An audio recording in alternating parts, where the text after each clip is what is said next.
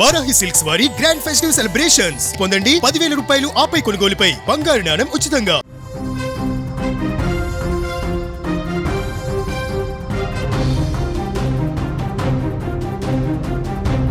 వైద్యో నారాయణో హరి. వైద్యుడి దేవుడితో సమానమంటారు. చనిపోయే మనిషిని బ్రతికించే శక్తి ఆ చేతులకే ఉంది. కానీ ఇక్కడ విధి వెక్కిరించింది. నలుగురి ప్రాణాలు కాపాడవలసిన చేతులే స్వయంగా తమ ప్రాణాన్ని తీసుకున్నాయి. తెల్లకోటు వేసుకొని మెడలో స్టెథోస్కోప్తో ఆ తల్లిదండ్రుల కళ్ళలో వెలుగులు నింపవలసిన ఓ యువ వైద్యురాలు అర్ధాంతరంగా చీకటి లోకాలకు వెళ్ళిపోయింది.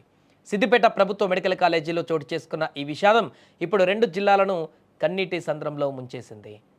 మానవపాడు మండలం జల్లాపురం గ్రామానికి చెందినటువంటి లావణ్య సిద్దిపేట మెడికల్ కాలేజీలో 2020 బ్యాచ్ విద్యార్థిని.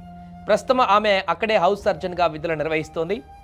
శనివారం రాత్రి హాస్టల్ గదిలో ఎవరు లేని సమయంలో లావణ్య విషపూరితమైనటువంటి ఇంజెక్షన్ తీసుకుంది. కొద్దిసేపటి తర్వాత గదికి వచ్చిన తోటి విద్యార్థులు ఆమె అపస్మారక స్థితిలో పడి ఉండడం గమనించి వెంటనే సిద్దిపేట ప్రభుత్వ ఆసుపత్రికి తరలించారు. పరిస్థితి విషమించడంతో వైద్యుల సూచన మేరకు మెరుగైన చికిత్స కోసం హైదరాబాద్లోని నిమ్స్ ఆసుపత్రికి తరలించారు. అక్కడ చికిత్స పొందుతూ ఆదివారం సాయంత్రం లావణ్య తుది శ్వాస విడిచింది. లావణ్య మృతితో సొంత గ్రామంలో ఇప్పుడు విషాద ఛాయలు అలుముకున్నాయి. ఇక లావణ్య అంత్యక్రియల వేళ తల్లిదండ్రులు రోధిస్తున్నటువంటి తీరు అందరినీ కలిచివేస్తుంది.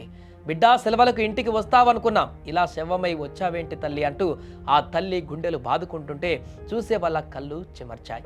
కూతురుని ప్రయోజకురాలిగా చూడాలనుకున్న ఆ తండ్రి ఆశలు ఆ పాడ మీదే కాలిపోయాయి. ఆ తల్లిదండ్రుల రోదనను ఓదార్చడం ఎవరి తరం కావడం లేదు. కుటుంబ సభ్యులు కన్నీటి రోదనలు, స్నేహితులకు తుది వీడుకోలు మధ్య లావణ్య అంత్యక్రియలు ముగిశాయి.